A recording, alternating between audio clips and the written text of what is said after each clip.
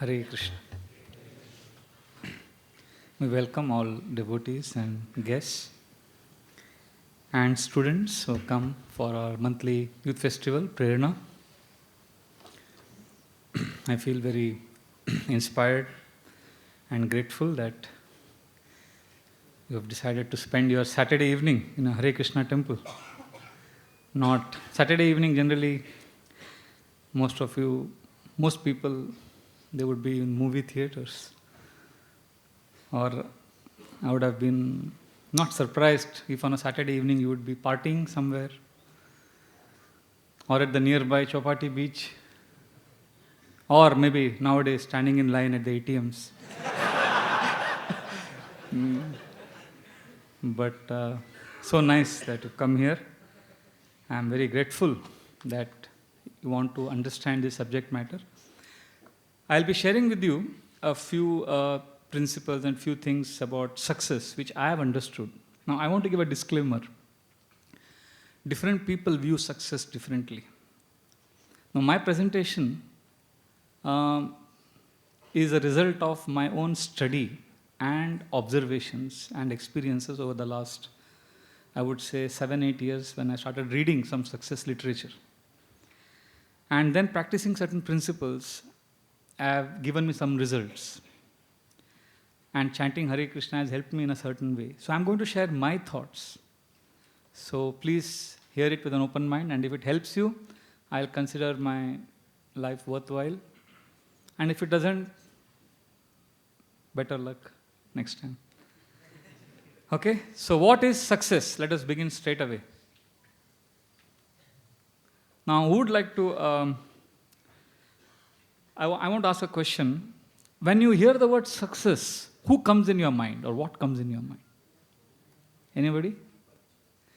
Anybody loudly? Yes. So, I'm saying what, some name or something, what comes to your mind? Success. Huh? Bill Gates. Dhirubhai Ambani. Zuckerberg. Narendra Modi.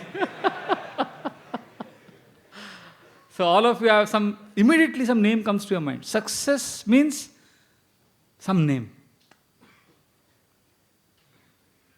Now, I am going to share with you in today's class how you could also attain success based on two things. I am going to share some principles of success, and some principles mean some laws which are universal, and some tools or techniques by which you could be successful. Both are different. Which one would you like to hear? Both. If you had a choice. Tools. Everybody wants techniques. हमको tools दो, success मिल जाएगा. What is more important, principles or tools? But what do you want? So this is it. All of us have been exposed. What do you want to hear? Tools. What is more important? Principles. Like everybody I meet, बहुत अच्छा किया मोदी जी ने, बहुत अच्छा किया, बहुत अच्छा किया. But आप वोट देंगे next time?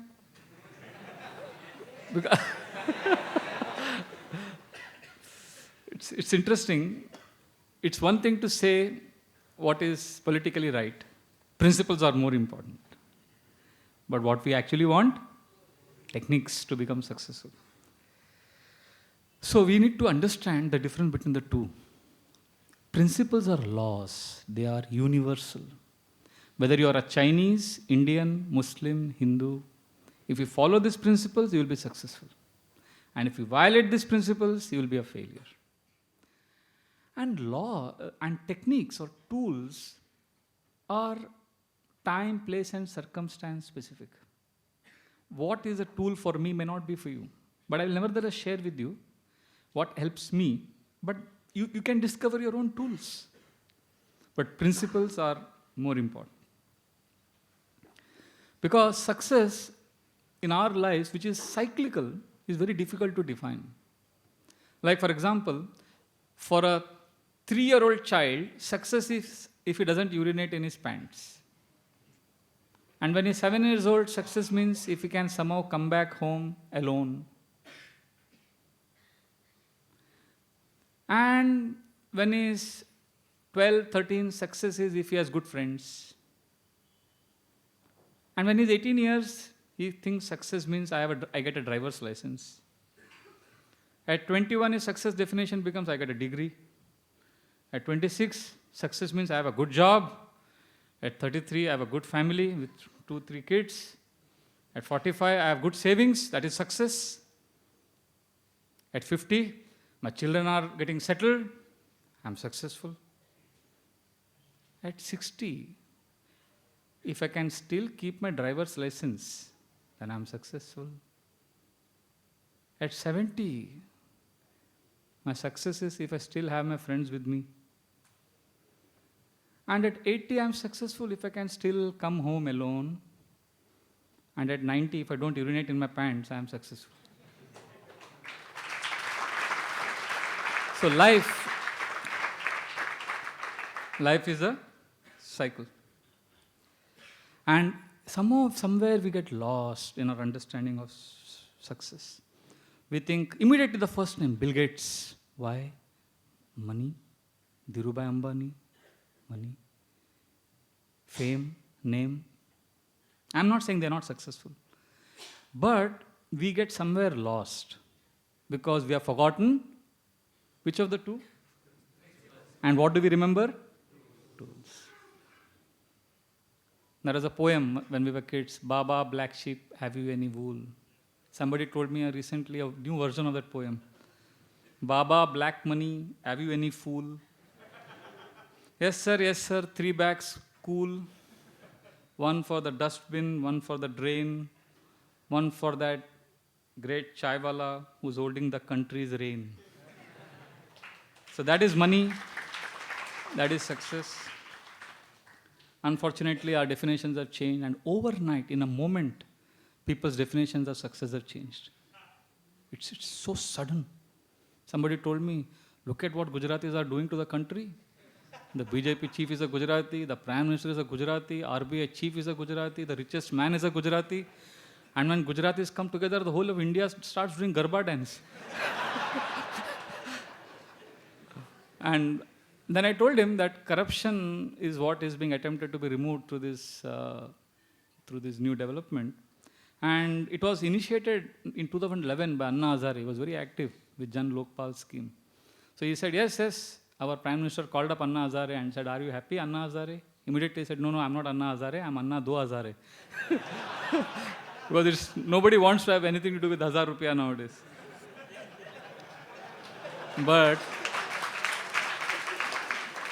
But jokes apart, we need to understand what is success. And to draw your attention on principles versus tools. All of you would like to go back home today with tools, which I may not even share.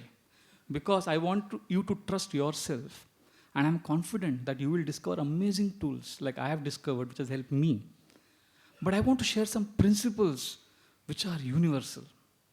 And for that, I would like to tell you 2 small stories. Now, I want to know if you can guess who is this person on screen. Saira Banu. Acha, what else? Any other name? Or kon? Mayavati. What is it?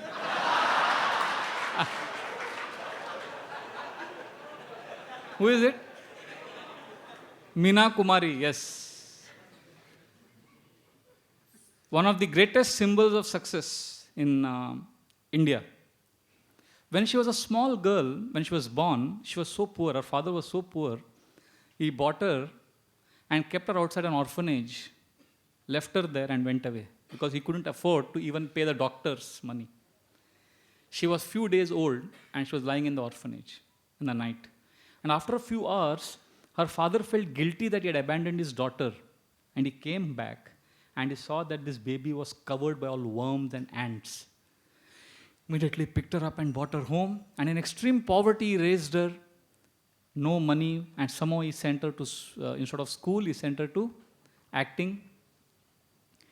And believe it or not, she became a star. When she was 8 years old, she became a star.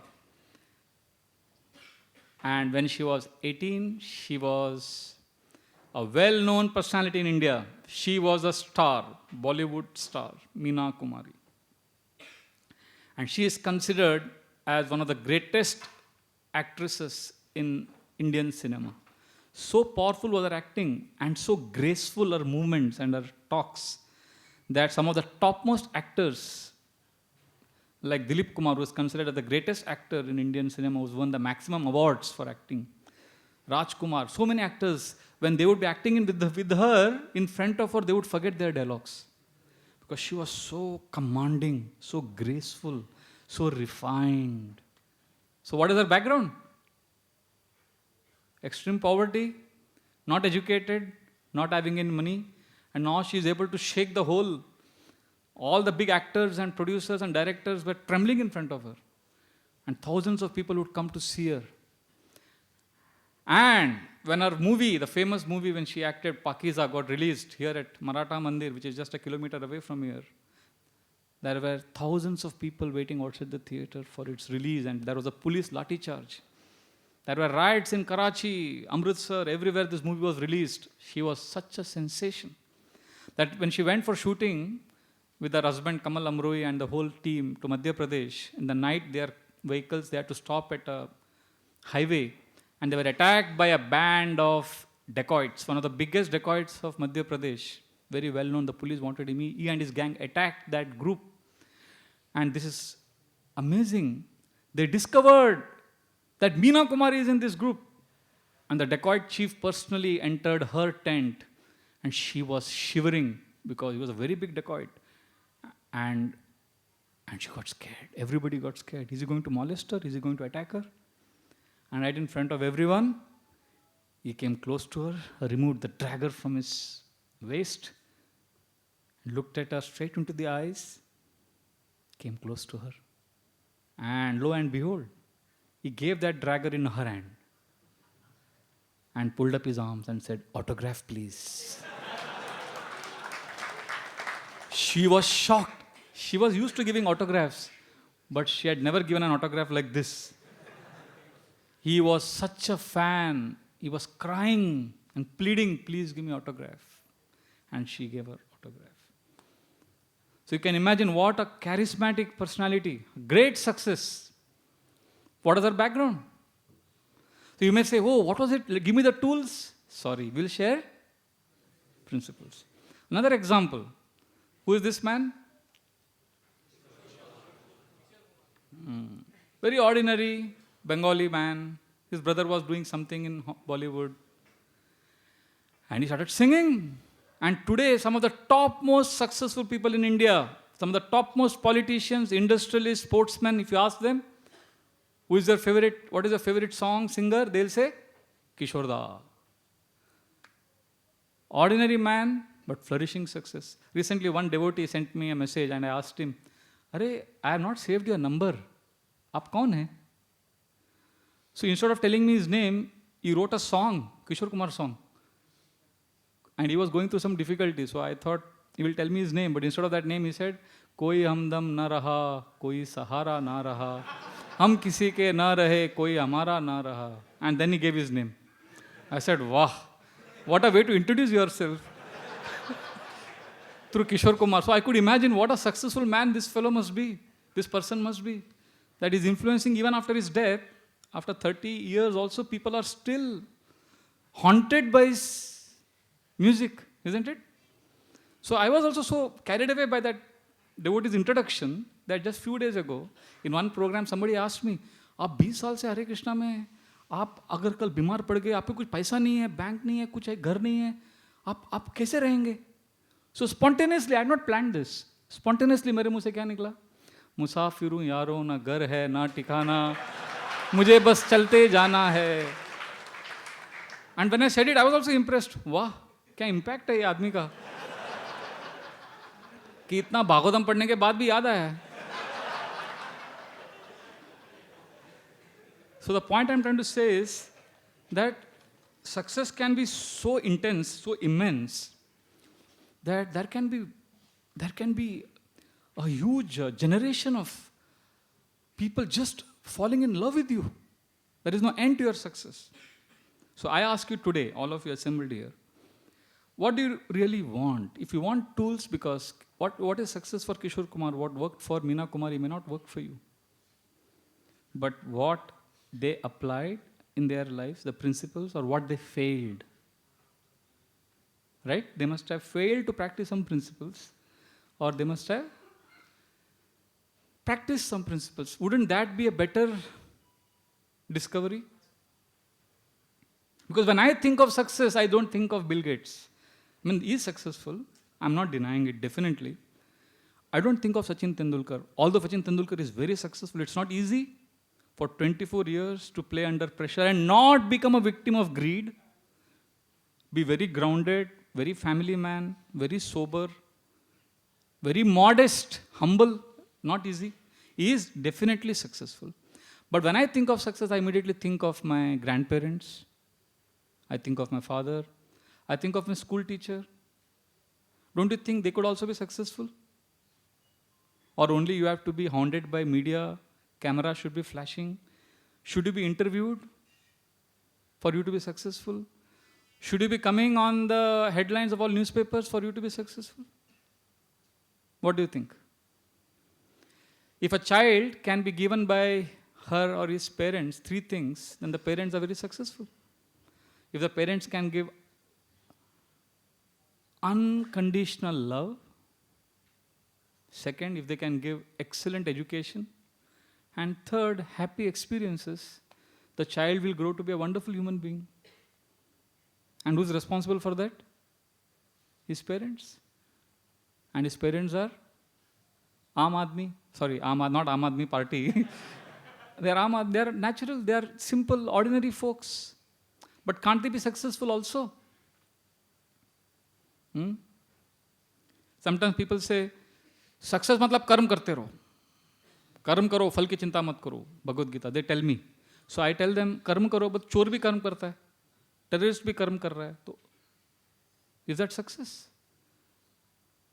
So what is success? There has to be certain universally defined principles. So I want to share with you 3 principles which are extremely critical for developing a successful life.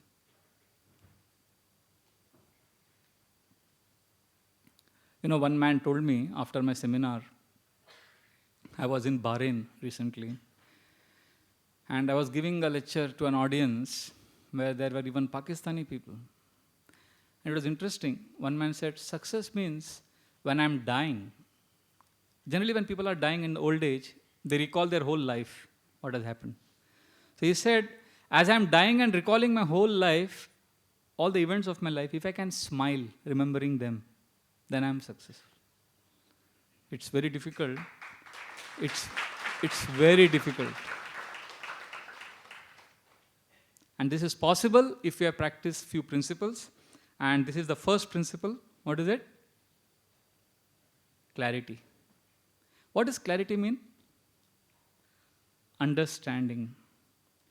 Understanding what I want, who am I, what is my relationship with this world, with God. And along with clarity, some people have a high clarity. They know what I want. They're very focused. Along with clarity, there is another principle. What is that? Second, contribute. Means living a life for others. A life of service. We can leave behind a legacy. Now Adolf Hitler had a lot of clarity. You know that? Have you read Mein Kampf? He says, very clear, he knew what he wanted. And he exterminated so many Jews. And he was convinced that he's contributing. He said, this is service. But he lacked on the third principle. One of the 3 principles are violated. And what is the third one? Connection, or accept or appreciate. Which means, connection means, right now, as I'm speaking to you, I'm trying to connect to you. Connect means there is a certain positivity, there is certain love, there is certain energy which is binding all of us together.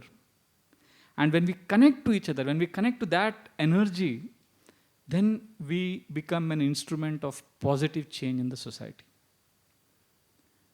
And that requires us to accept ourselves the way we are. That requires us to accept others, love them. Generally, you will see most people are suffering in the relationships because They want to be perfect themselves and they want the other person to also be perfect. This obsession with perfection makes them miserable. At some point of time, we need to accept the way we are. We need to accept others for what they are and appreciate and move on in life. So these are the three. What are the three principles? First, clarity means to know what I want. And then not selfishly act for it, but also contribute to others' welfare. And while contributing to others' welfare, what do? We also connect to them. And these three principles help in succeeding with ourselves, and it also helps in succeeding with others in relationships. So I call upon this wonderful assembly of youth that let us try to work on these three principles rather than some tips or techniques. You read success literature, you will find a lot of techniques. Okay, when you're dealing with someone, remember his name, remember his birthday, send him a birthday card. These were all techniques. But if you really connect to someone, then you don't have to really try to remember his birthday. Abraham Lincoln, he said a very beautiful statement. He said, if somebody gives me 6 hours to chop down a tree, he said, I will spend 5 hours sharpening the axe. Because the principles or the foundation is what is more important. And now, having understood these three principles, let us revisit the story which I told you. What are that story? 2 stories. First one. So, Meena Kumari and Kishore Kumar. Meena Kumari, when she was a young 17, 18-year-old girl, one man, Kamal Amroi, who was already married, he already had a son who was just 1 year younger to Meena Kumari. He wooed her, proposed to her, trapped her in his love, and she agreed to marry him. And she was now a rising star, and she was such a powerful actor that Filmfare Awards during those days was the only award given for acting. And generally, in the Best Actress Award, there are 5 nominations, and one of them gets the award. And in one particular year, all the 5 nominations were for Meena Kumari. That was the power she had, that was the appeal she had. But her husband was a compulsive, obsessive husband who had made strict rules for her that she should just go home after the shooting, and from home she should just go for shooting. She had a bodyguard who would ensure she doesn't go here and there, doesn't talk to anyone else. She became choked up. And she started feeling abused in the relationship, but she was helpless. She wanted love, but no love. Then there was another actor who promised her, who gave her some love. She tried to be friendly with him, and her bodyguard stopped her and slapped her. It became ugly. She refused to go home. And then came this most historical landmark movie in Indian cinema called as Sahib, Bibi or Gulam, where she portrays Choti Bahu, a lady who is an alcoholic, a compulsive alcoholic. And what an irony. Meena Kumari is called as the tragedy queen of Indian cinema. And during the shooting of that movie, she actually got addicted to drinking because she wouldn't get sleep. And one of her friends suggested, why don't you try a little brandy? And that little became little more. And eventually she became a compulsive alcoholic. And eventually her livers and kidneys started deteriorating. Meanwhile, she had 3-4 more relationships. And then there was a big screening of a big movie in a theater where the governor, chief minister, they were all there and they were being introduced to Kamal Amroi and Meena Kumari. And the chief minister was being told, this is Meena Kumari, the legendary actor. And this is her husband, Kamal Amroi. And immediately he said, no, I am Kamal Amroi and this is my wife, Meena Kumari. And he walked out in anger. And it became a big news that they are not getting along well. And as the relationship deteriorated, as her movies were becoming successful, her health was deteriorating. And finally, this lady whose autograph the great dacoit king wanted, the whole India wanted to meet her, when she died in 1973, it was just 2 kilometers from here at Elizabeth Nursing Home, which is near Tinbatti, Malabar Hill. She died alone, with nobody beside her. She had become big, fat, whole kidney had failed. And she had, believe it or not, no money. And one of the producers had some money pending to give her. He arranged for the final cremation. This is a real life story. What went wrong? What did she want in life? She wanted to connect. She wanted to study. If she had worked on these three principles, she would have been happy. Maybe she would not have been a very famous actor. Kishore Kumar. Now, what I told you, the story of Mino Kumari, this is by Mr. Vinod Mehta, who died last year. He is the founder of Outlook magazine. So he had written a book on her life story.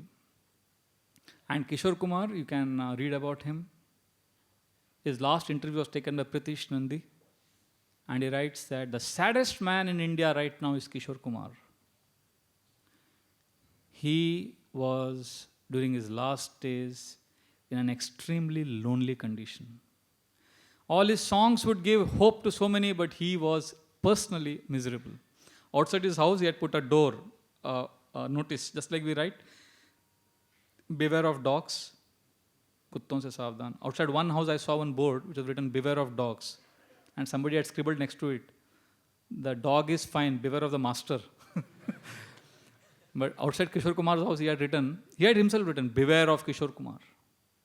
And when somebody would come to his house sometimes, he would just grab that person and bite his arm. And he would act very eccentric. And he died at a very young age. Young age means 50s, early 50s. Extremely sad. Madhubala, one of the greatest actresses. Top Hollywood directors would come to see her. And she died a very painful, alone, miserable death. And just few years ago,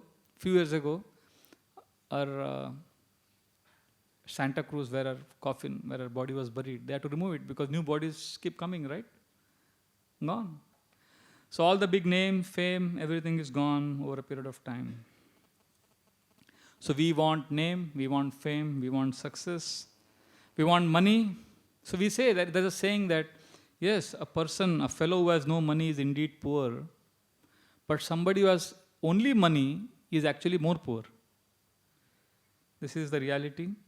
And unfortunately, this is the story of all the so-called successful men who have not lived by, what are the three principles? Clarity of what they want, not contributing positively, and not being connected to themselves and to God.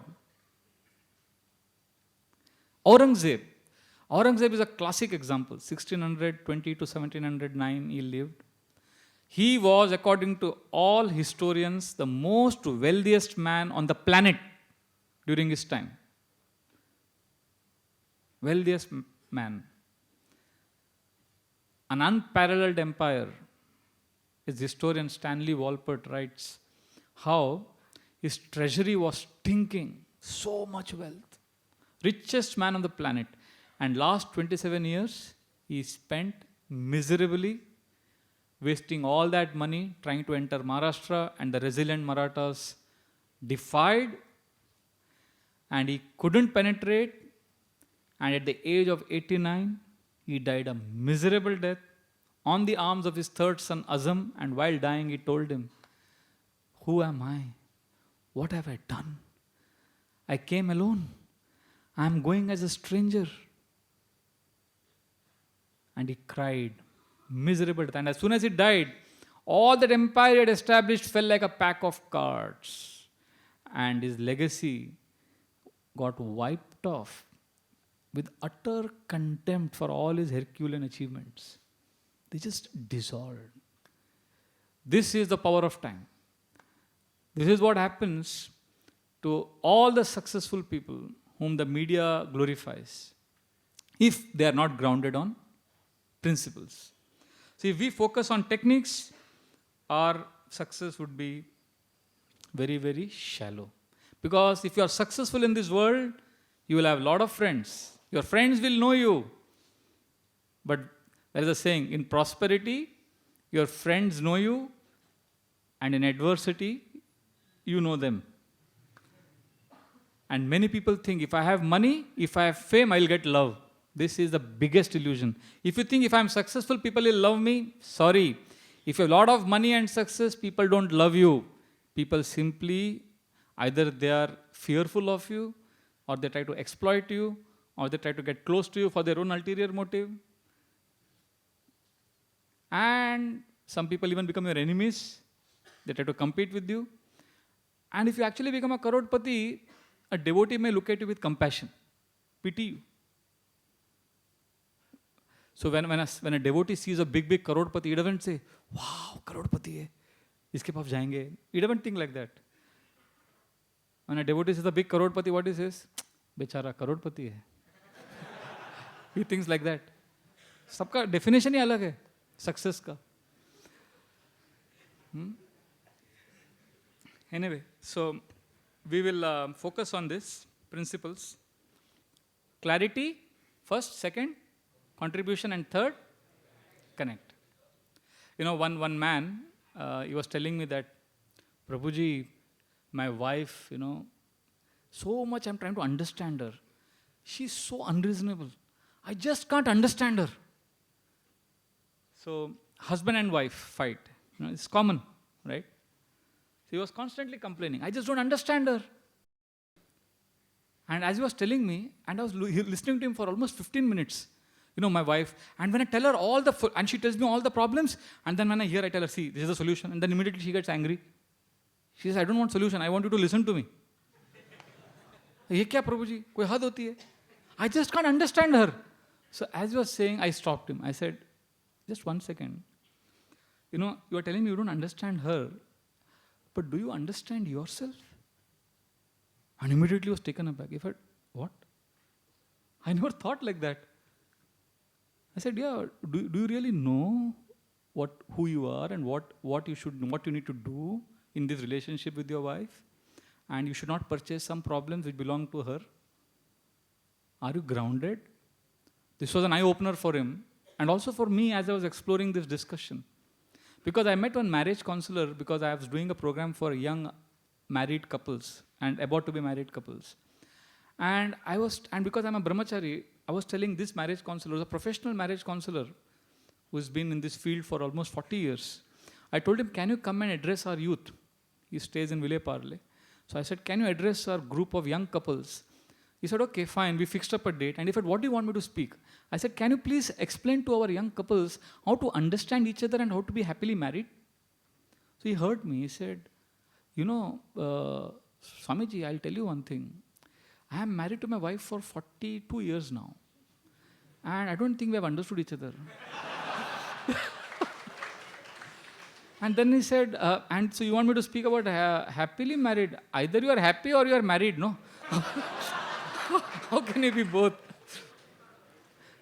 And then we laughed, and then we joked, and then of course he gave a good talk, but people were happy. But there was a very significant point he was making, which the take-home message was, don't have false expectations from this world. You don't expect the other person to understand you because no human being can understand you completely. Because you are unique. आपके जो जज्बात हैं, आपके जो feelings हैं, only God can know. You may get frustrated. Why the hell doesn't he understand me? Why the hell doesn't she understand me? She won't. He won't. Because आप unique है. You are the most unique person in this world, just like everybody else. Everybody is unique. So what happens is we get frustrated because we want the others to understand us. Why not spend some time trying to connect to ourselves, connect to God, get some clarity, and then give ourselves to others to understand them and contribute to their well-being. Isn't that a better deal? Many times people come and ask me, Acha Prabhuji, how can I improve my concentration in studies? Okay, how can I lose weight? How can I improve my relationship? So whenever this how question comes, I put a googly. I ask them why. When they ask me, how do I lose weight? I say, why do you want to lose weight? सोचा ही नहीं होता है बहुत लोगों ने.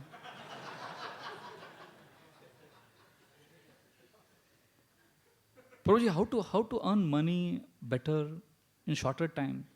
Immediately, why do you want to earn money? नहीं पर सब करते हैं ना. नहीं. Why we you want? Prabhu, how to lose weight? Why do you want to lose weight? Just ask this question. Whenever you think of how, go one step back. Why? कभी-कभी ना arrow को shoot, if you want the arrow to go really fast and penetrate hard wood, you put it on the bow and you take it back. ऐसा लगता है कि अरे arrow तो आगे जाना चाहिए. But the further back you take and then you release, it goes with great speed and accuracy. Similarly, just don't rush to do things in life. Pause. थोड़ा पीछे जाओ. How नहीं? Why? So this may appear a little vague. I know this may appear a little vague, like the protagonists in the drama were saying. No. And as they came to the conclusion that yes, Bhagavad Gita teaches us this. Spend some time in self-reflection. People want to help others. They want to be like, some people are glorifying Modi. Last 3 weeks, I have met people who are really appreciating Modi, and I have met people who are really criticizing him. So, we want to do something. We want to be revolutionary. We want to do big things. But before saving the world, spend time getting clarity on yourself. There is a saying, before you save others from drowning, you have to become a proficient swimmer yourself. So first learn swimming, right? Can you save others from drowning if you are yourself not a proficient swimmer? So let us learn swimming.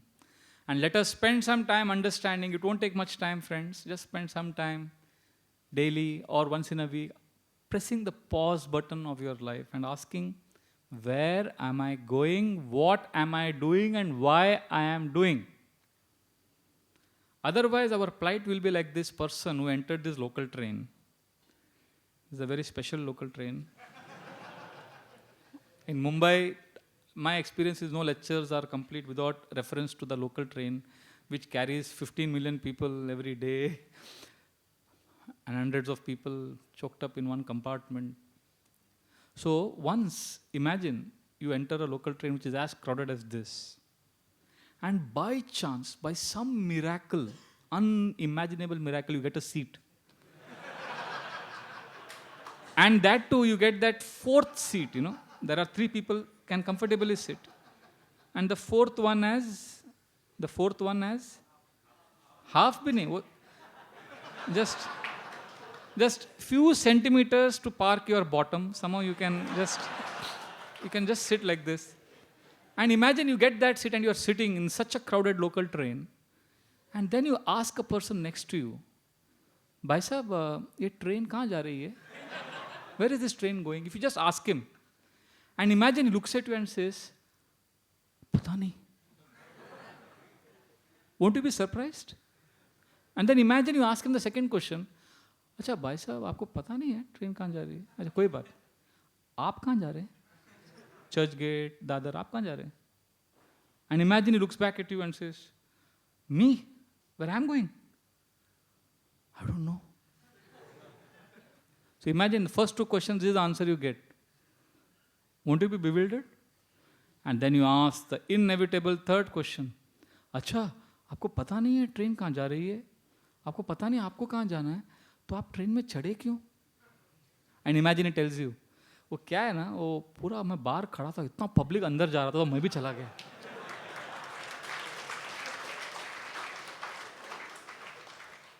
Now if somebody gives you this answer, what will be your conclusion about that man? Don't tell me, you think. And then let us ask ourselves, are we like this man also? आप क्या कर रहे हैं? CA, क्यों? CA मतलब complete आराम? नहीं? क्यों? पता नहीं, सब कर रहे हैं. MBA, क्यों? मैं बेकार आए. PhD, permanent head damage. What are you doing? Why are you doing? Everybody is doing. Everybody is doing. Everybody is entering the local train, so you also enter. Imagine if flying on a plane, the pilot announces from the cockpit, ladies and gentlemen, good news. We are flying at 1,000 miles per hour. Very good news. But we don't know where we are going. If the pilot announces like this, what will be your reaction? This is our situation. We are going at great speed, catching the local train in the morning, rushing to office, earning money, becoming manager, senior manager, vice president, director, going full speed. But where is the plane going? That I don't know. So if there is no clarity, then our lives will be extremely shallow. And the world may think we are successful, but we would feel a complete failure. Therefore, I'll repeat these 3 principles for success. First is, clarity means understand. Second, contributing to others' welfare. And third, connect. Connect means be an instrument of love. Now some people say, this is okay, Prabhuji, but let us be practical. How do I get clarity? अभी आप बोल रहे हो, we should have clarity, but I don't know how. I don't have clarity on how to get clarity. कुछ technique चाहिए. See, there are different techniques. You can start by praying, chanting, so many things you could do. But I want to ask one simple thing. Imagine, खुदा ना करे, but imagine you die. एक example के लिए, आप ऐसा सोचो. So this is a dead body on the screen. Okay? Who is dead? Let us imagine we have died. I have died. Okay?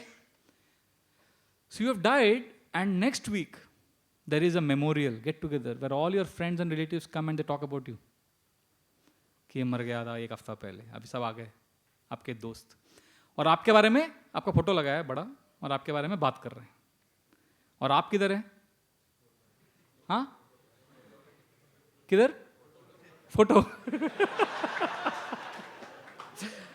You have died, but something interesting, your soul is gone above the chandelier, and you are watching the whole event now. They don't know you are watching. You are watching, and they are all speaking about you, who died 1 week ago. So now, on above the chandelier, you are watching this event. What would you like to hear about yourself? Because they are going to talk about you. What would all of us like to hear? Good things. बहुत अच्छा आदमी था, बहुत help करता था, बहुत मेरे को टाइम दिया, बहुत प्रेम करता था. These things we like to hear. He was very kind, he was very friendly, he was very helpful. You like to hear these things? Today you go home and do an exercise. If I were to die, and if there is a get together, what would I like to hear? And then you write down those things, and then ask yourself what you are doing right now in your life which is consistent with this, what you really want. And you will realize there is a big difference. You want to be remembered as a person who is helping people, but right now you have no time for people.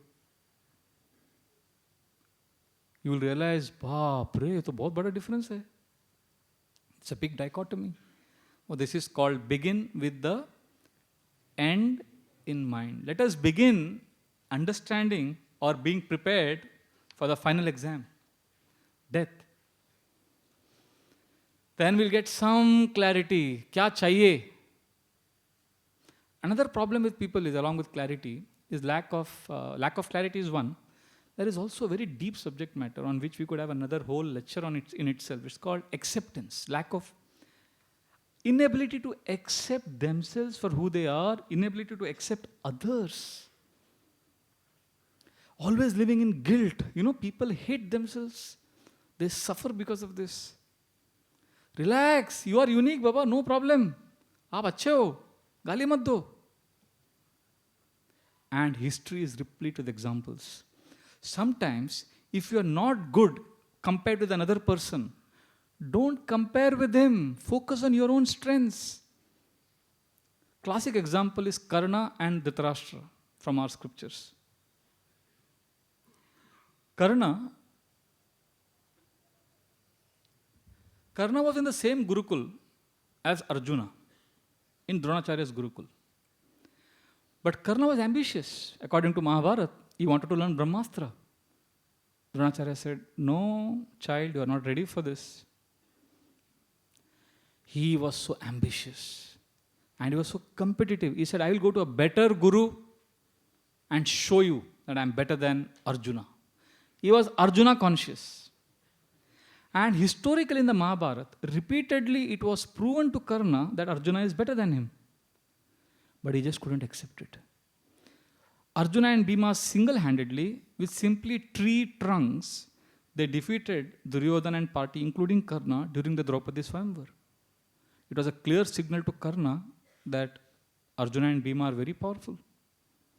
Later on, during Drupad's capture as Guru Dakshina for Dronacharya, Duryodhana and his entire party, including Karna, they were defeated by Drupada. And then, when our Pandavas went, the 5 of them, they easily captured Drupada. This was another instance when Karna got an indication that Arjuna is better. And third time during Agyatwas, Arjuna single-handedly defeated Bhishma, Drona, Karna and the whole company. So Karna was always focusing, even when he was giving charity, his focus was what I can get to defeat Arjuna. Arjuna conscious. This is enemy-centered life. Arjuna, on the other hand, was focusing on his self-improvement. What happens generally, we live in denial. We don't accept the way we are. We hate ourselves, but it masquerades as a victim card we play. Oh, injustice is being done to me. Dhritarashtra is a classic case. Not qualified to be king, but he was wanting to be the king through Duryodhana. So he was enjoying the kingdom. How? When Duryodhana is enjoying, I am enjoying. This is called extended sense gratification. I can't enjoy, just like Indian cricket team. How many people enter? 11. But there are 1 billion people who want to be there, but they can't. So when Virat Kohli is batting, the young boy thinks, I am batting. When he is successful, I celebrate. When he fails, I mourn. Because the sense of identification is very strong. When India won the World Cup in 2011, Indian cricket players were amazed. Many people did not congratulate them.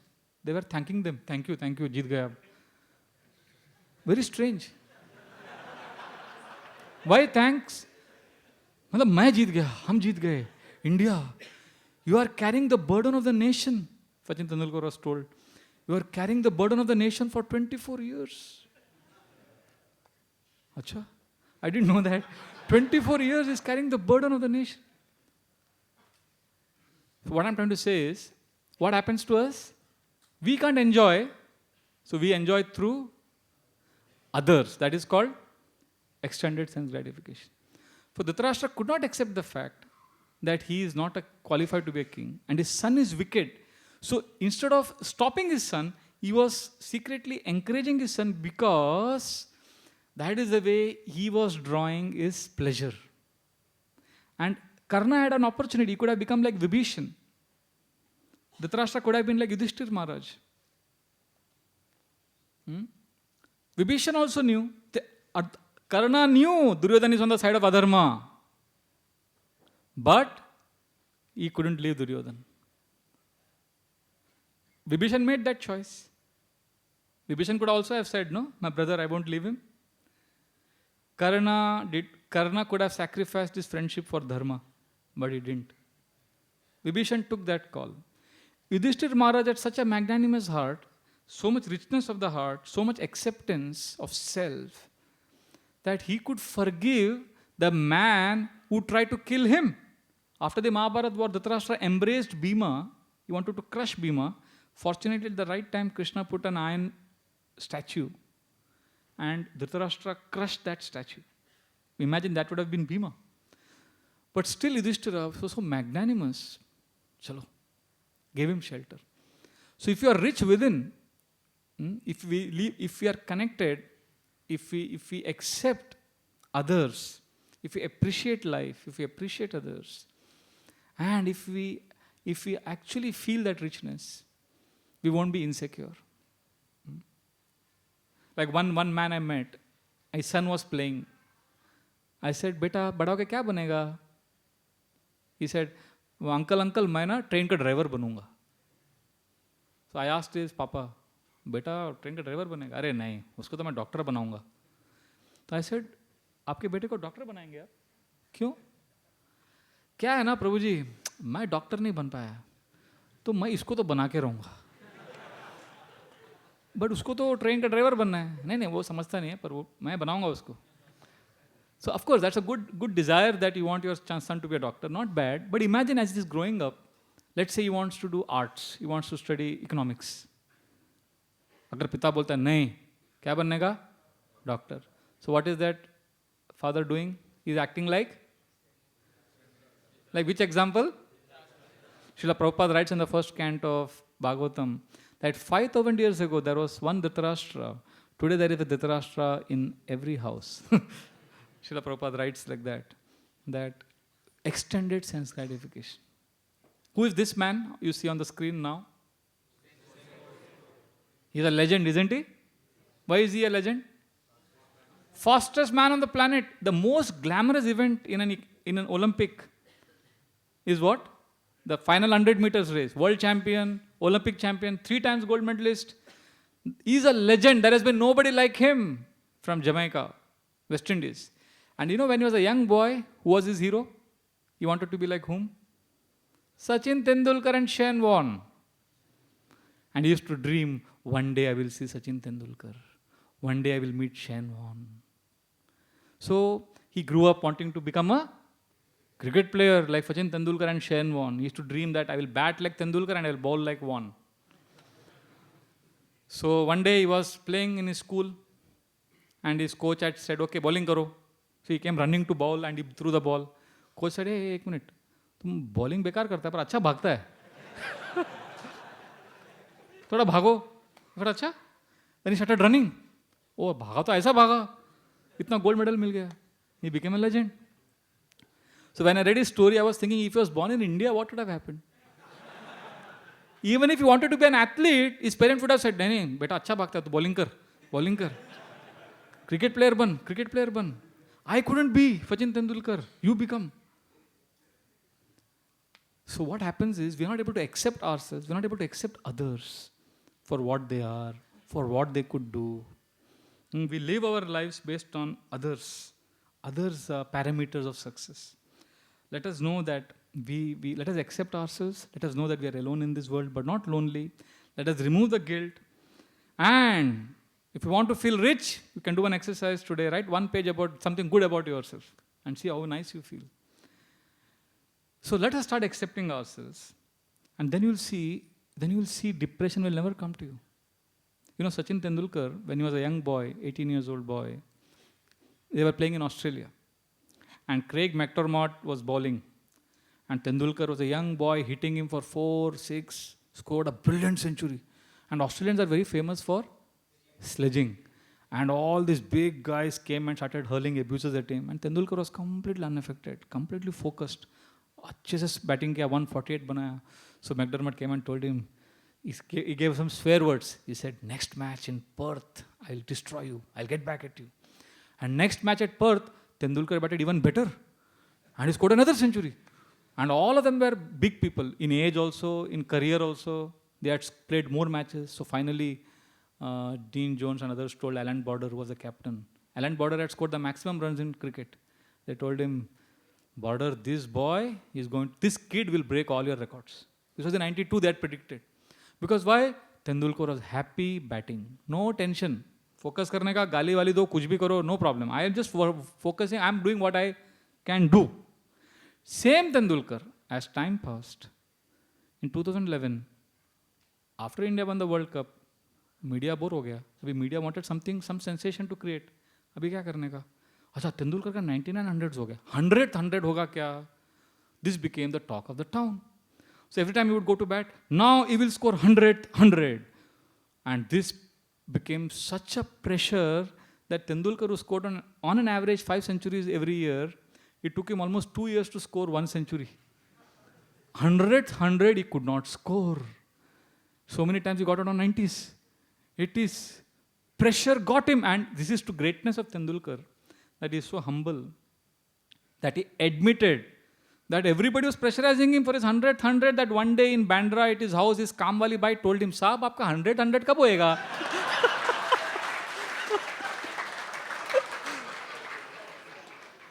So he was under so much pressure. And finally did it. And India lost that match. But it is to his greatness. That he survived that ordeal.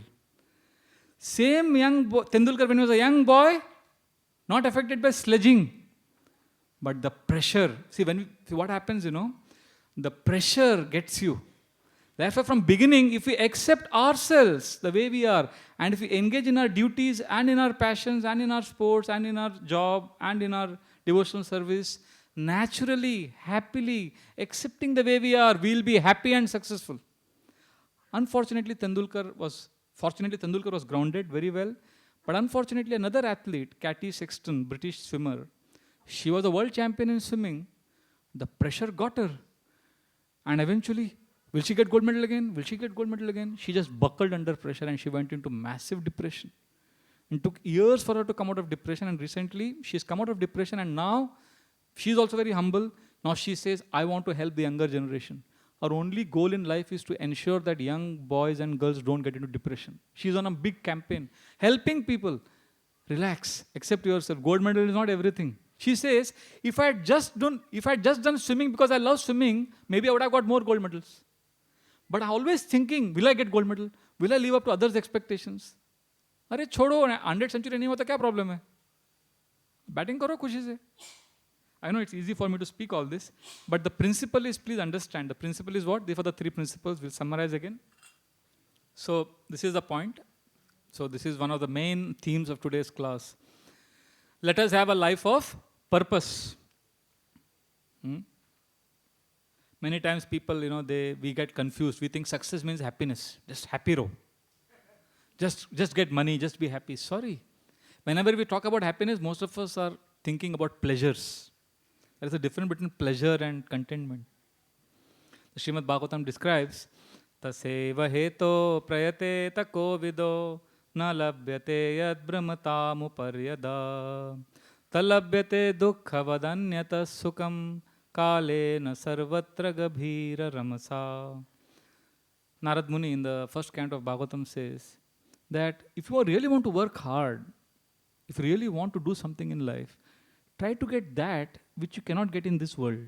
And that's not happiness. Because happiness and misery in this world you will anyway get without asking. Is there anybody here who prays to God, oh God, let me fail in exam? But fail nahi hote kabhi kabhi. Hote na? Does anybody pray here that God, let my house catch fire? Did anybody pray here that, let my 500 rupee, 1000 rupee become valueless? Ho gaya na par. We don't pray, but it happens. Do we pray that let me meet with an accident? But accidents happen. Similarly, without asking, we get misery. Bhagavatam says, without asking, we will also get. Why?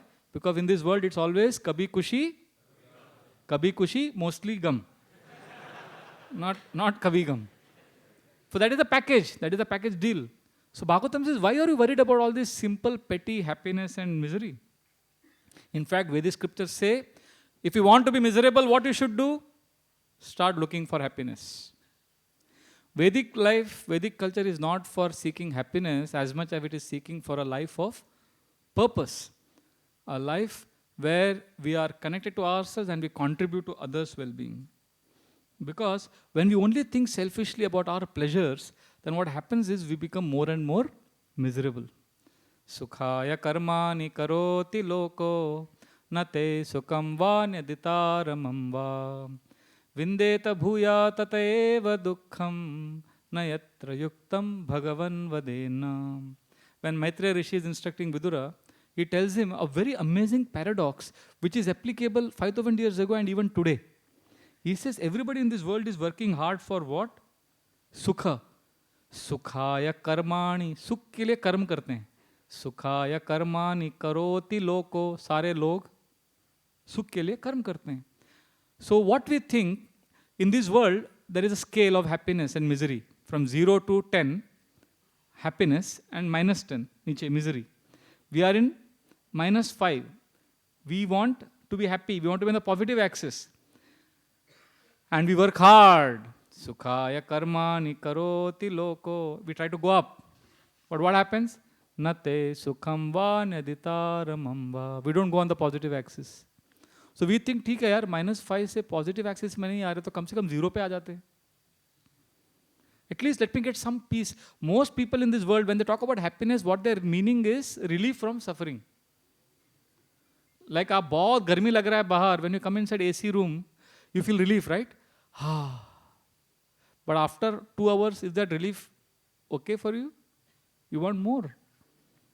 So most of the happiness we experience is relief. So Bhagavatam says, इससे खुश मत रहो. So what happens to us? We seek positive happiness. वो नहीं मिलता, then we want relief. Then Bhagavatam says, वो भी नहीं मिलता.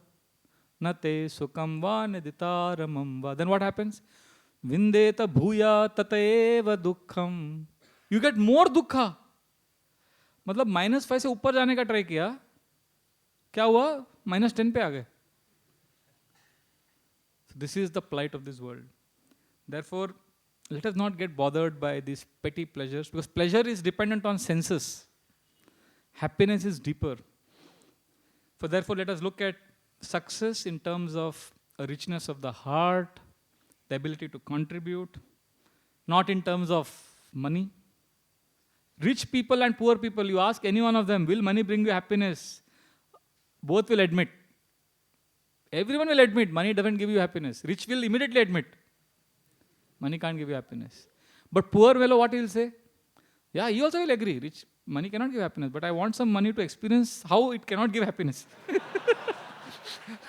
He also knows. But it's a fact. People say, in the drama they were saying, na baap bada na bhaiya, sabse bada rupaya. That time I remembered that there is a saying, money talks. And what is the most famous word that money talks?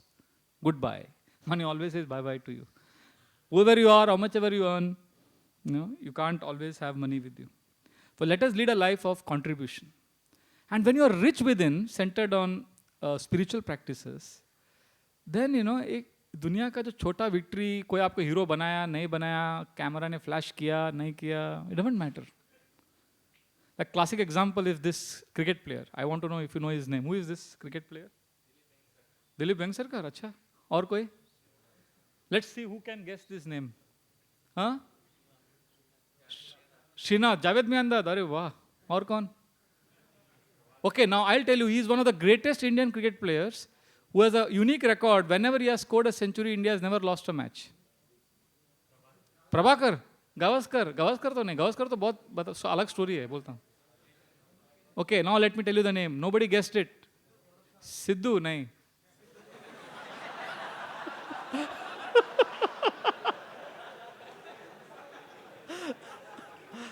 कौन है? Okay. Srinath. What is the name? Shrikant. Srinath, nahi. Okay, now put the name on the screen. Have you heard his name? Gundappa Vishwanath. He is one of the best Indian cricket players. Scored around 7,000 runs in Test cricket, and only Gavaskar was ahead of him before Tendulkar came into the scene. And India has never lost a match when he scored a century. One of the most stylish batsmen. And when I was a young boy, we went to watch a match. India was playing England, and it was considered as the golden jubilee of Test match. India, I think, 50th match or something like that. Big match. Everybody wanted India to win. It was against England in Bombay. And Alan Knott was the English batsman. And he edged the ball. Wicketkeeper got the catch, and India, Kapil Dev was the bowler. And everybody celebrated. Umpire gave out. And India was celebrating. Now they are going to win the match. And this batsman was so angry, he put the bat on the ground and he made some faces and he walked out. And Gundappa Vishwanath was the captain. He said, what happened? I didn't hit the ball. And they were talking like this. Aisa galat decision diya umpire. He said, really? You didn't hit the ball? He said, no. Okay, bat again. So players could overrule the umpire's decision. So he overruled the decision and everyone was aghast. Arey, kya kar raha hai? And the umpire said, okay, if you have no problem, I have no problem. So this fellow came to bat. And guess what? And then he went on to bat so well that they won the match. And everybody came cursing him.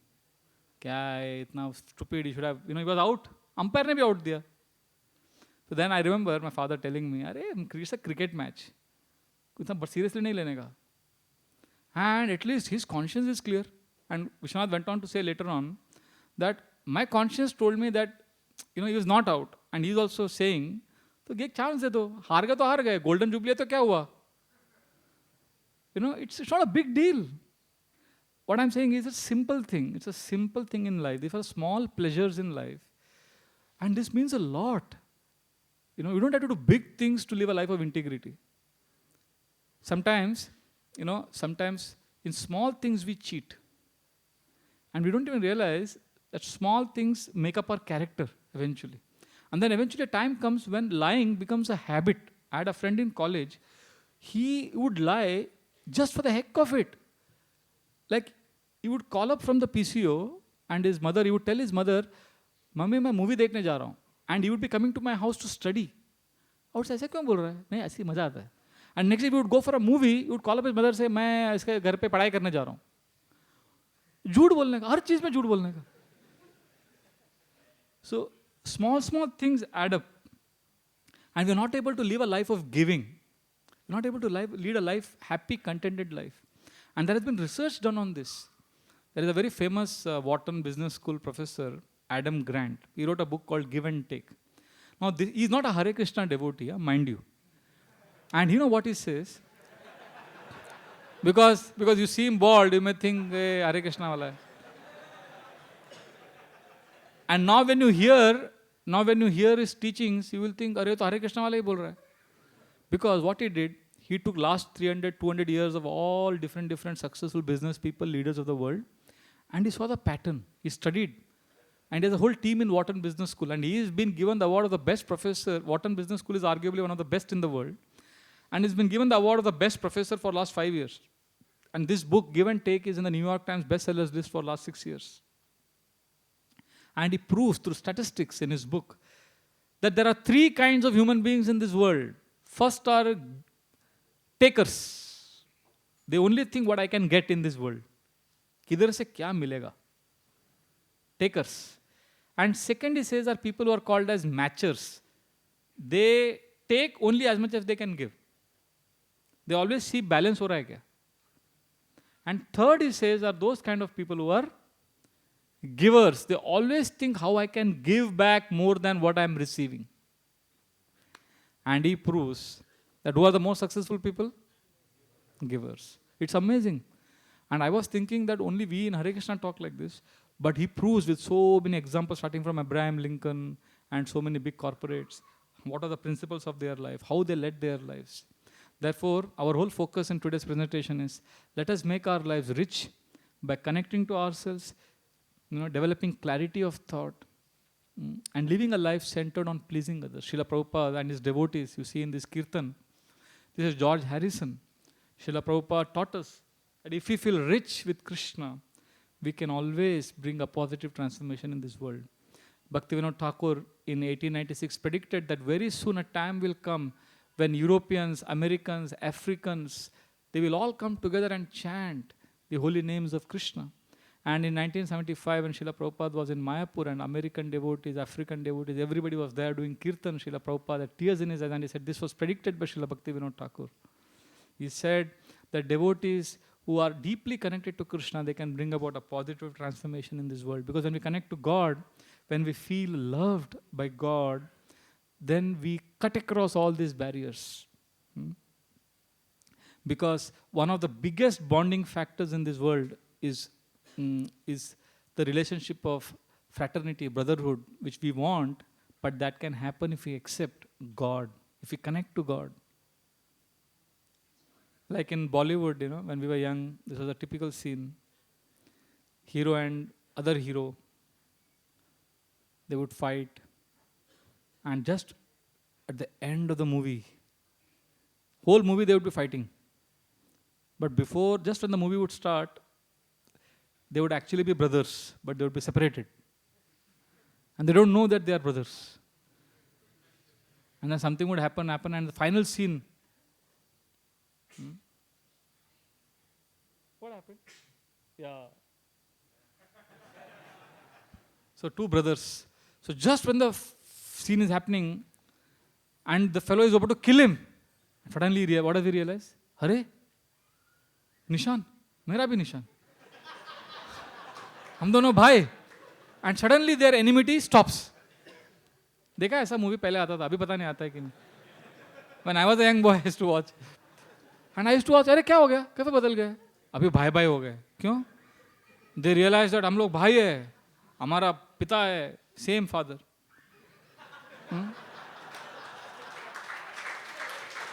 So, this is what happens with devotees also. When we come to Hare Krishna, we start chanting Hare Krishna deeply, then we look at others, we can immediately see the connection of that person with also Krishna. Hare, he is also part and parcel of Krishna. Mamevamsho jivaloke jivabhuta sanatana. Krishna says, Aham bija pradapita. I am the father. So Hare Krishna helps us connect to each other, helps us to see our divine father, helps us to become an instrument of love. So Krishna consciousness process which Srila Prabhupada has given us is very practical. And especially when we connect and when we give, try this, even if you reluctantly give, even if you're not happy giving, but when we give, slowly, you realize that you actually feel very rich. I'll give a simple example. When I joined the ashram, my house was close by at Cuff Parade. So my mother would come every weekend, she would come with a bag of mangoes and give me. And in India, people love mangoes, most people. So, and I had a small locker. And I would keep these mangoes inside my locker. And when nobody would be around, I would take out one. And I would eat and I would feel very happy. And every week she would get. And I would eat and I would find the mango very sweet. And we just had one small locker. And one day what happened, she had just bought mango and kept it in my locker and there was nobody around. And I took out one mango. And I was about to eat and I sat on my locker. And suddenly another brahmachari came from there. And I said, "Arey, kya? Mango?" And now, in the spur of that moment, not that I wanted to give him, but अभी वो सामने था, हाथ में mango है और बोल भी रहा है mango. तो I just said, आप लेंगे mango? He said, आपके लिए है? I said, है. Then I just picked out another one, as if that was the only other mango left. And I said, मेरे पास भी एक है. Oh, good, then we can eat. So then he started eating. And I was so grateful that, चलो एक मेरे पास तो है एक. Only I had to give up only one. And then I was about to eat, another devotee brahmachari came. क्या प्रभु G mango party चल रहा है? I said, आप लेंगे क्या? Why not? उसने भी ले लिया. And then immediately, then he said, अरे पर आपके लिए? I said, हाँ है ना. Then I removed another mango. And suddenly 2 brahmacharis came. And in 5 minutes, the whole bag was out. And we were around 7 or 8 of us. Everyone was eating a mango. And वो 10 minute में इतना हंसी मजाक हुआ, इतना laughter. And then for 10 minutes everything was over, everybody washed their hands, everybody left. And after they left, I sat down and I saw the whole bag was empty, locker was empty. And then I sat and I said, mango to every time I eat, every time it is sweet. But today it tasted the sweetest. What happened? All the mango is over, but I'm feeling most happy. It was not that I wanted to serve. I'm just saying, it happened. And then I realized, wow, in just giving, although reluctant, I could feel so happy. And then I shared it with my friend, my dear friend and guide, Gaur Gopal Prabhu. When I told this to him, Gaur Gopal Prabhu immediately said a very beautiful statement, which is etched in my heart deeply. He said, there are 2 kinds of philosophies in this world. One is called the candle philosophy, and the second is called the ice cream philosophy. Jai Shri Shri Radha Gopinath Nitai Gaur Chandra Shri Gopal Ji ki Jai. What are the 2 philosophies? Candle philosophy and? What is candle philosophy? He said candle philosophy means, ice cream philosophy he said is simple. Enjoy before it melts. Life is going to end any time. Before that, enjoy. And candle philosophy is, it melts. Bring light before it melts. Candle also melts, ice cream also melts. But there's a big difference, right? So we can choose either to make our lives centered on which philosophy? Candle philosophy or the ice cream philosophy. So Now, last 5 minutes I will take, but I just want to, before we go into the tools, which is very, very simple, but the principles, once again, I would like to remind. First is clarity, which is understand, contribute, service, connect, appreciate. You know, once I was giving a class, somebody said, accept bol rahe aap. Do we accept the terrorists also? I said, I don't understand the principle that I'm saying. See, accept means, you know, what Srila Prabhupada taught us. Srila Prabhupada was a very fearless preacher. You see this photograph of Srila Prabhupada, he's laughing with his devotees. He's encouraging them. He would always say, you know, if you hate somebody because he hates you, then you are also sharing the same disease. Now you may say, does that mean we don't fight with the terrorists? No. We confront them, but we don't kill them because we hate them. We accept the principle of life and we do our duties. See, just like, it's like Ram's army and Ravan's army. There is a big difference. Ram's army, during Hanuman bought, the medical herbs, right? You know the pastime? When he bought Sanjeevani, and the fragrance of that woke up Ram and Lakshman, and the fragrance went everywhere, and all of Ram's soldiers also came back to life. But you would say, acha, fragrance se sab soldier aa gaye, but Ravana's soldiers did not wake up. Why? Because Ravana's soldiers were not there on the battlefield. Whoever died, Ravana would dump their soldiers into the sea. Because he didn't want the enemies to see the soldiers. Because he thought if they see the soldiers, my soldiers, they'll get more confidence. So his philosophy was use and throw. Ram's army's philosophy was to respect, to accept. In fact, even when Ravan died, Ram cremated him with full honors. But he fought him also. See, same thing Indian army did during the Kargil war. Pakistan wanted to say that we have won the war. So they did not release the number of soldiers dead. Indian army released. They were waiting for Indian army to release. As soon as Indian army released, so they had this sick idea, crazy idea, that if we show less number of soldiers killed, that means we have won the war. So they waited. When India released their numbers, they released their numbers as 200 soldiers less. But in Pakistan, the people are shouting, where are our men? They have gone to fight. They have not yet come back. Kam se kam dead body to do. And Indian army is saying, ye sab laash aapka leke jao. Because Pakistan lost at least 1,000 soldiers more than India. And Pakistan army is saying, ye hamara soldier nahi. Typical like Ravana's army. So then what Indian army did, Indian army flew the Muslim priests, Maulvis, from Delhi in helicopter to Kargil to perform the final rites with full honors for Pakistani soldiers. And these soldiers were rejected by their own countrymen. Abhi ye to fir bhi theek hai. Then Indian army sent a letter to Pakistan government that these following soldiers from your army fought very bravely. They deserve your, जैसे हमारा परमवीर चक्र है, आपका भी एक equivalent award है. They deserve the highest military award for the bravery that they showed in the war. And because of the pressure from Indian government, Indian army, they had to give that award to their soldiers. What is the logic? अरे बेचारा soldier, इसका क्या problem है? ये तो he's not our enemy. He is fighting as a duty. अच्छा fighting किया, उसको अवार्ड दो. मारेंगे पर उसको हम. See, this is grounded on this principle which Lord Ram taught. Principle of acceptance, dignity of life. There is some dignity, you know. Our enemies are not the simple people in Pakistan, the neighboring country. They are also having same problems like us. खाना पीने का problem है, बेटी का शादी का problem है, पैसे का सेविंग्स नहीं. ISI, army, they are our enemies, politicians. But the point I'm trying to say is dignity of, that's why the Honorable Prime Minister, when he was giving speech after the Uri attack, he was talking about poverty, Krishna, Govinda. So the point is, we need to respect life. We need to accept the principle of respect. You know, this is important. And Srila Prabhupada was a fighter.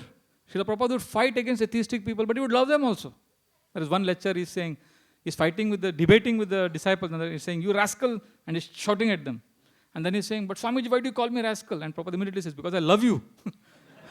Because I love you, I want to help you. That's why I'm chastising you. And Srila Prabhupada had amazing clarity.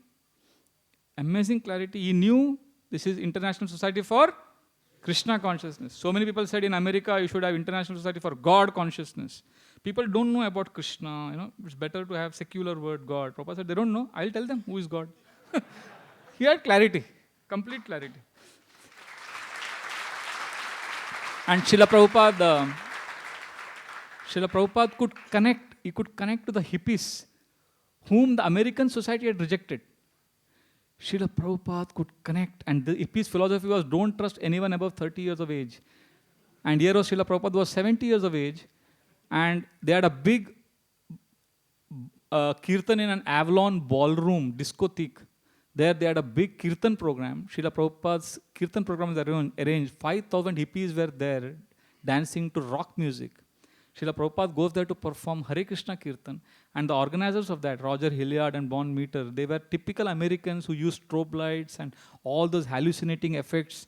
And they met Prabhupada a few days before to know how to organize the hall, and they were amazed. They explained in Prabhupada Lilamrut that we thought this is some old Swami from India, but he knew everything. We could connect to him. He was talking to us so normally.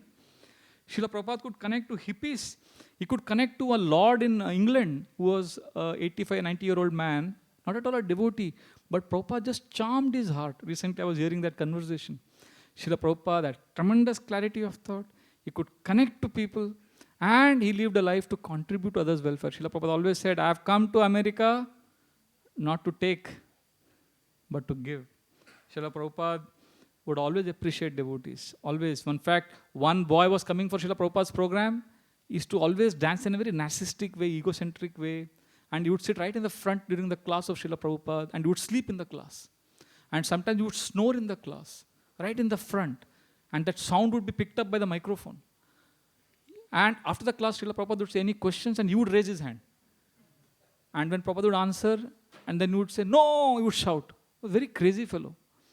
And devotees were disgusted with him, but Prabhupada always appreciated. Prabhupada accepted him, gave him shelter. And eventually what happened? When the kirtan started, he used to dance wildly, and devotees told Srila Prabhupada, Prabhupada, he's little bad. Prabhupada said, no, he dances like Lord Chaitanya, very nice. There was one disciple who had some bad past, some mistakes he had done before becoming devotee. So the police caught up with him, and then he had to go to some jail for some time. So Srila Prabhupada, I'm going to jail because I had some bad dealing. Prabhupada said, what dealing? Prabhupada, I used to deal with drugs earlier. Oh, no problem, go to jail, no problem. So drugs, even I was in pharmaceutical business. That was also drugs only, so no problem. He made him feel so comfortable. And then Prabhupada said, what is the punishment? No, they'll put me in jail for 7-8 months. Oh, that's okay. Krishna was also born in jail only. So Prabhupada made him feel so comfortable, gave him that confidence. And that's how he could transform the hearts of millions of people, because his life was centered on these three sacred principles of clarity, connection, and contribution. So therefore, I would like to now, last 2-3 minutes, take these tools which I am practicing. These are the 6 tools by which you could develop clarity, a sense of contribution and connection. Again, I want to make a very important point. This may not necessarily work for you. You can try your own, but this works for me. What is the first? Awareness. Awareness means being present. Being present means just be here now. Don't think of your college or office right now. Don't think of anything else. See, many times for clarity, we need to just depend on this principle. Just be aware. While you're taking food, be present. Allow your senses to feel.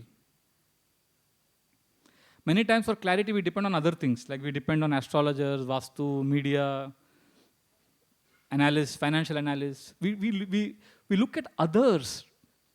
There is a power within you. Astrologers, sometimes we go to astrologers to understand ourselves. I'm not saying astrology is good, it's a science. But, आप अपने ऊपर भी थोड़ा भरोसा रखो. Astrologer कितने India में? There are 5 lakh successful astrologers. And none of those astrologers could predict what Narendra Modi did. ऐसा क्या हुआ प्राइम मिनिस्टर ने? अभी इतने एस्ट्रोलॉजर से किसी ने प्रेडिक्ट नहीं किया. India is famous for astrology. क्यों नहीं कर पाए? क्योंकि you can't depend on this things. We have to be centred. Media, you can depend on media. मैं क्या करूँ, मीडिया अलग, सब लोग अलग अलग बोलते हैं. You see now Zee News will say O line में लोग खड़े हैं सब खुश हैं. आज तक विल से थोड़ा थोड़ा तकलीफ हो रहा है लोगों को. एनडीटीवी चैनल विल से लोग लाइन में खड़े उनकी मौत हो रही है. एंड दूरदर्शन विल से सब नॉर्मल चल रहा है. So whom to believe? You can't believe. You can't believe media. You can't believe astrologers and financial analysts. You see, all financial analysts are talking. I am from finance background, and we used to have a joke in college. Financial analyst means those who simply tell you tomorrow that what they predicted yesterday, why it not happened today. That is a financial analyst. So these people cannot help us. Ultimately, we have to connect to ourselves. We have to be present. And the second technique which I try is to practice pranayam, breathing, normal breathing. Acha, simple question. If you ask how many of you breathe, everybody says, breathing is normal. Hai. But we are breathing to survive. We are not breathing to thrive. Which means many of us don't know how to breathe. When you breathe in, when you inhale, what happens to your stomach? It goes in or comes out? When you inhale, comes in. How many of you feel it comes in? How many of you feel it goes out? It remains same. Arey, naya hai. Okay, when you inhale, the stomach comes out or goes in? I am hearing both. Can you hear both? In and out. I can hear both. Wherever I have spoken this, everywhere they say, inhale मतलब अंदर जाना चाहिए. नहीं प्रभु, inhale मतलब बाहर आना चाहिए. मतलब one party is wrong. That means in basic breathing, we don't know how to breathe. So tonight when you are sleeping, put your hand on your stomach and slowly breathe and find out क्या होता है. And then you'll make a major discovery. अरे आज तक मैं breathing भी नहीं करता था. So for those of you who don't know, when we breathe in, stomach naturally comes out. Simple. पर हम लोग इतना complicated हमारा life that we are not conscious. So when we do conscious breathing, just try conscious breathing, you will suddenly feel clarity. ऐसा clarity आएगा आपको. बोले अरे ये you will feel as if some magic has happened. ये कोई बड़ा magic का जरूरत. Simply breathing, you will feel magical in your life. So these are simple things. You know, Srila Prabhupada said, life is very simple. Krishna consciousness is very simple. We unnecessarily complicated it. So this is B. C is chanting, which is also called prayers. Spending some time in front of the deities, offering heartfelt prayers, helps us connect. And D is for diet, which means prasad. Just watch what you eat. Chew it nicely. Eat food that is healthy, not too rich and spicy, that which doesn't agitate your. जैसा अन्न वैसा मन. You know, ये सब कैसा है ना? There's no point giving a lecture on this. You just try eating decent food, proper food at nice time. I don't know if you've experienced it. Sometimes you may eat just 2-3 chapatis, 2 chapatis with sabzi, slowly chewing it nicely, and you feel much more nourished in that than eating a big feast when you're completely absent. Have you experienced it ever? There are some simple things which help us connect. So, and E is for exercise. Exercise means physical, workout. Some yoga, some exercise. Bhaktivinoda Thakur said, health first, sadhana, and then service. So health is important. And finally, F is for free writing, which unfortunately I don't have time to share. This is an exercise called journal writing, and I could share it in some other forum. When we write journals, when we write diaries every day, that exercise of free writing helps us connect to ourselves in ways beyond imagination. You will be amazed at what you discover when you write a letter to Lord, or when you write journals. Just like chanting is non-different from who? Holy name is non-different from Krishna. Journal writing is non-different from you. When you write, you feel you have met whom? You feel you have met yourself. So it's a wonderful exercise. It's a guaranteed tool for connection and feeling of clarity. You will develop clarity and connection immediately, and then you will realize that you could try one exercise. You could try maybe tomorrow or tonight if you have time. Write one page. These are the people I thank in my life. Starting में आपको boring लगेगा, क्या लिख रहा हूँ? मेरे को thank you बोलने का. अरे people should thank me. I am doing so much. But just try thanking some people. And at the end of it, you will feel that 10-15 minutes is less. So free writing is a great tool, and it's a wonderful subject which I don't have time to now talk in detail, but I request you to pursue this. It helps us go deeper, explore areas which were unknown to us, and discover a wonderful person, and that is you. So I would like to summarize. There are our main presentation today was broadly divided into two. One was principles and second was tools. Okay, now I want to ask, what is the first principle? Somebody raise your hand if you know the answer. What is the first principle we discussed today? Yes. Clarity. Clarity means understand. What is the second principle? Contribution means service.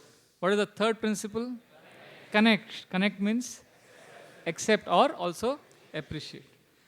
And then after this principles, we also discussed tools. What is the first tool? Awareness means present. Right? What is the second tool? Breathing, which means pranayam. Third, chanting, prayers. Fourth, diet, which means prasad. Fifth, exercise, which means physical workout. And last, free writing also means pen down, writing journals.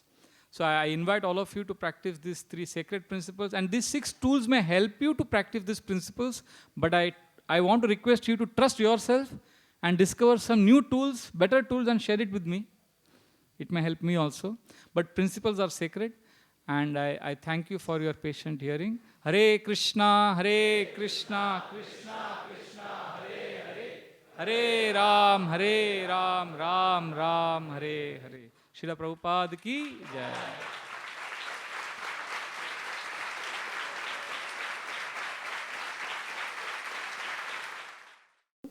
Swamiji, one question which I wanted to ask is, you mentioned that connect yourself, inquire yourself before you want other people to appreciate you or understand yourself. So how do we connect?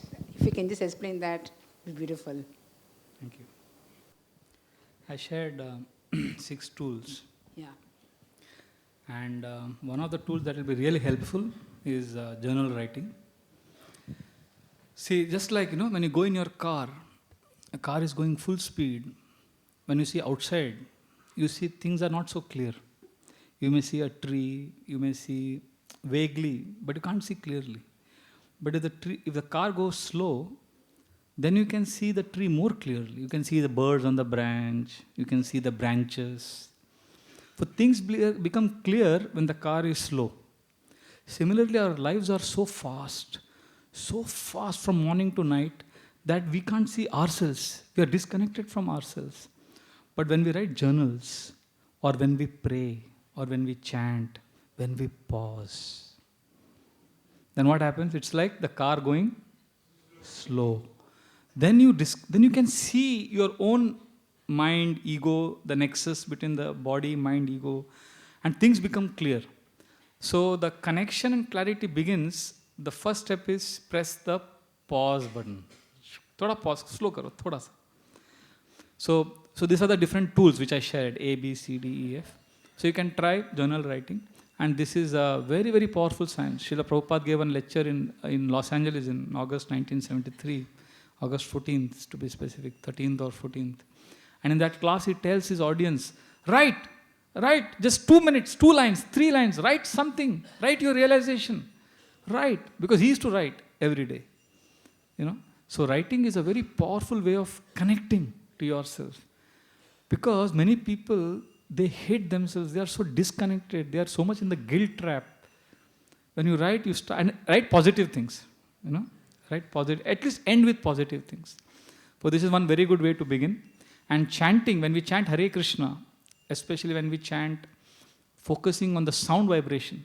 Kali Kale Nam Rupe Krishna Avatar. In Kali Yuga, the Lord incarnates in the form of sound. So when we listen to the sound when we are chanting, then we immediately penetrate all the barriers of the ego and mind and we connect to the soul. So these are some of the time-tested and powerful tools for connecting. Okay, thank you, ma'am.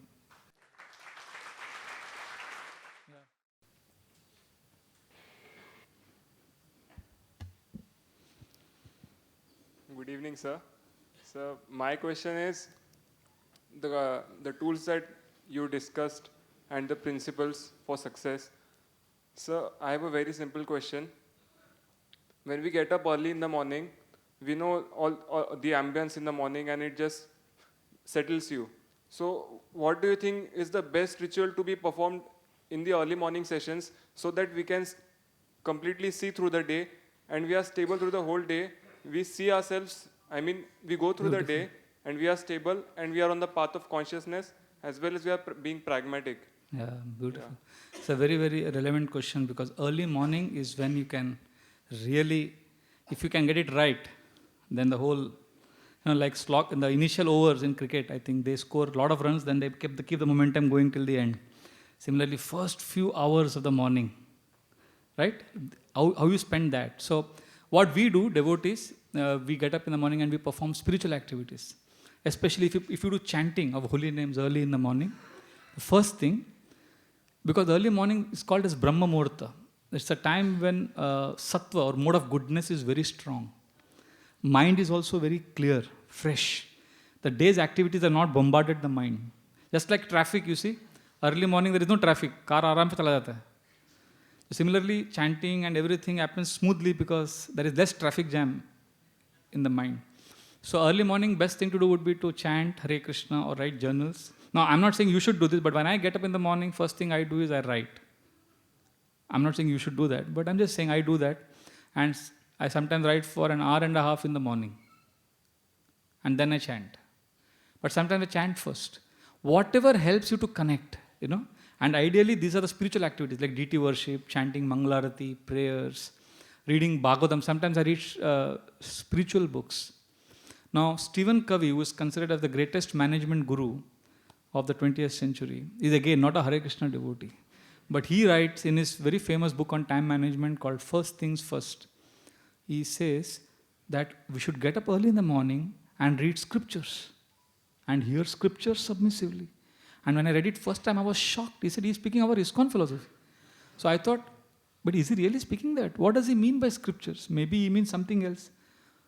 I wanted to be sure. So I went to the appendix, the last page of the book, to see what he means by scripture. And there he writes, scripture means, he mentions all the religious books, including Upanishads, Ramayana and Mahabharata and Bhagavatam.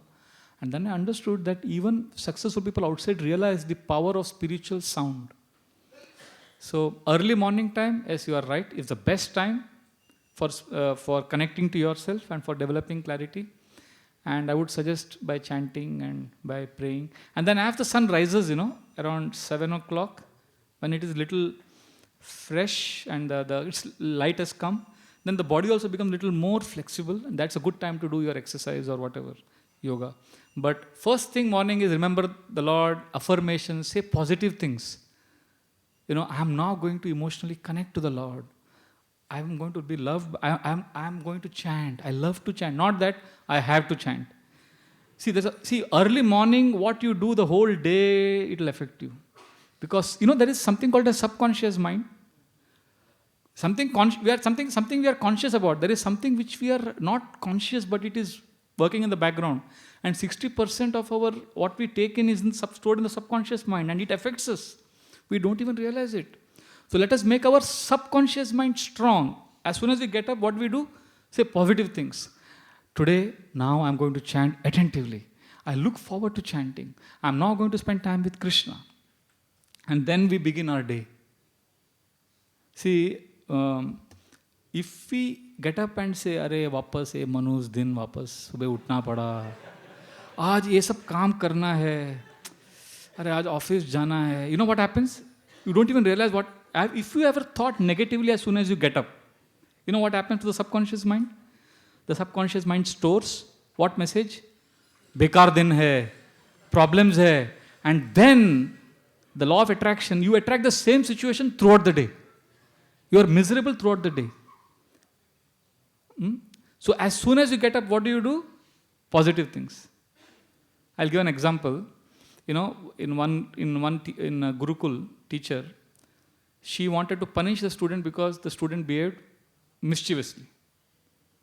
So what she told the student? Sit there and chant one round of Hare Krishna. So now what that happened to that child? Why teacher told him to chant Hare Krishna? She thought the child will chant and get purified. But child का subconscious mind में क्या message गया? I did mistake, I got punishment, I was told to chant Hare Krishna. So chanting Hare Krishna is equal to punishment. So when the child grows up, or when he has independence and freedom, and when he has an opportunity to chant, what is the message that comes from the subconscious mind? Chanting is, so don't chant. That's how subconscious mind आपको उल्लू बनाता है. Like in cricket also, I'll give a simple example. 2 batsmen are standing. ठीक है? Both are looking at the bowlers. Fielders. कहाँ खड़े हैं? ठीक है. Same bowler is bowling, same fielders are standing, and both batsmen have seen the fielders. And one batsman, when he's hitting the ball, it clears the gaps and he scores runs. And the other batsman is also equally talented. He also sees the fielders. He also is facing the same bowler. But when he hits the ball goes directly to the fielder. What has happened? Subconscious mind में पूरा game खेला. What happened? The one batsman, he saw the fielders, and the message he sent was, he saw the fielders where they are standing, but he actually saw what? Gaps. And the subconscious mind, what is the message he sent? I have to clear the gaps. He was seeing the gaps. All they were seeing the fielders. The second person, अरे इधर ball नहीं मारने का, इधर खड़ा है, अरे इधर खड़ा है, इधर नहीं मारने का. तो किधर मारा उसने? उधर ही मारा. This happens in cricket. So sports is psychological. When you play, your attitude. So our daily life is also like sports only. It's like a game. As soon as you get up, positive. Today I'm going to chant attentively. Today I'm going to listen to the holy names. ऐसा नहीं कि अरे आज 16 माला करना है, अरे अभी तो फिर 4 माला होगा, फिर ऑफिस जाना है, फिर 4 करना है, अरे करना पड़ेगा. मतलब अगर चॉइस है तो नहीं करूँगा. That is the message we are sending. So we have to be very careful about our mental hygiene. Just like you get up and take bath, you brush your teeth and take bath, take care of the body, वैसे mind को भी स्नान करने का, उठते ही साथ माला करने का, positive statements बोलने का, कृष्णा को pray करने का. That is like mental hygiene, taking care of the body. Just like, you have some people have garden outside their house, not in Mumbai so much, but people have garden behind their house. And they're so particular about taking care of the garden, right? So अंदर भी एक garden है. You have to keep it clean, fresh, take care of it, remove the weeds. So I'm happy that you asked this question, and I would like to appeal to all the students here. You are young, you have a whole life ahead of you, and your life begins with early morning. Let us be very positive. Let us take care, just like you put water and take care of your body, put the holy names through prayers and bathe your consciousness early in the morning. Thank you very much.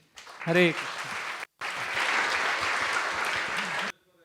I come first time to attend this festival, and why I'm forcing, because I'm come first time, I'm not staying here, I'm staying outside, out of India, I'm NRI. But about self-connect, one thing I think it's connect to everyone, heart and mind. So many times we are confused. Like normal example I can give, if I go outside and my heart says I have to eat vada pav, but same time I was mentally conscious, no, it's not good for health. Then so many time, and many time I experience this, sometimes my heart is right, but my mind never give me the right direction. Then just I would like to know how we connect. We connect through mind or we connect through heart? It's a good question.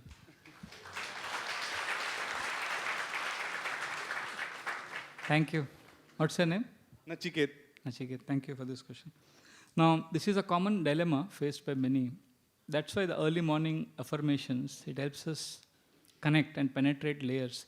But the mind will always disturb. So therefore, what we have is, there are two tools here, mind and intelligence. Now, intelligence function is to discriminate. Mind has simple job, accept, reject. I like this, I don't like this. I want this, I don't want this. And intelligence immediately starts making plans to execute the mind's demands. So what happens?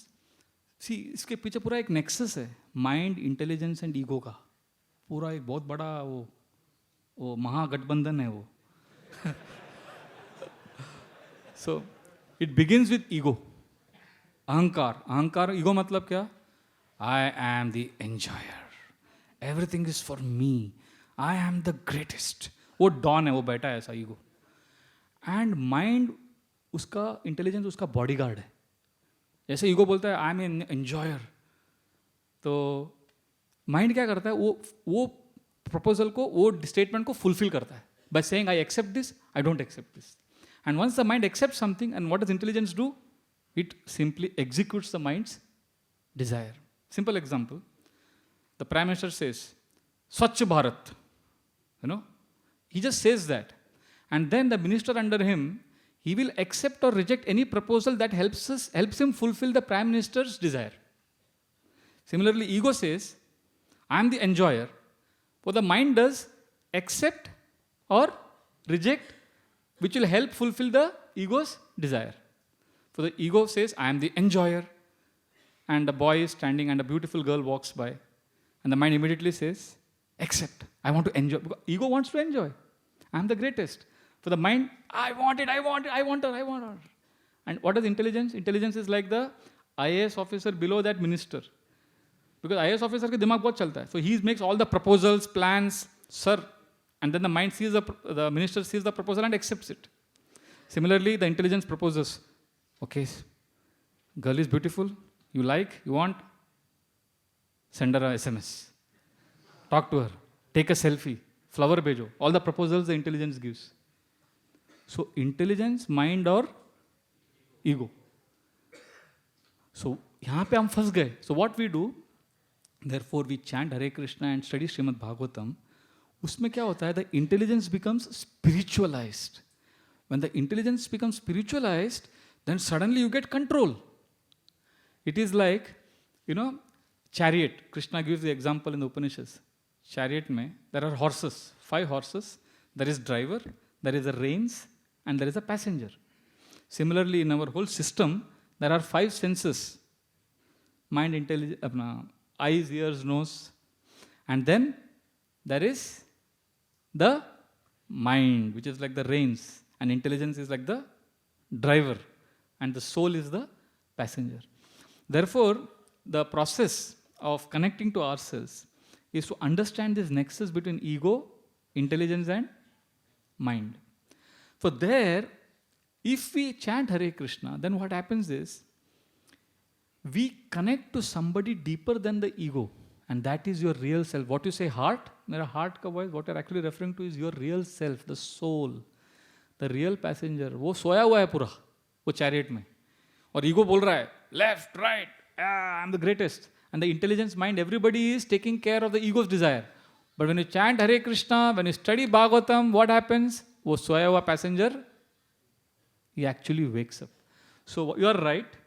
Most of the things we like, we dislike, it's all a game of the mind. Therefore, 2 things we need to do. One is chant Hare Krishna, and second is have friends, devotee friends, who are also in spiritual path, and confirm from them, because they will guide us. अरे ये तो common problem है, हमारे साथ भी होता है. So you always need to have somebody who is on the spiritual path, little senior to you, who can guide you. Is that clear? Somebody who can guide you, help you to follow. So there are 2 solutions. One is what? Chanting and hearing and journal writing, going deeper through scriptures, that is one. Second is spiritual satsang friends. So if you have these 2 paths, then you will be able to connect to yourself much better.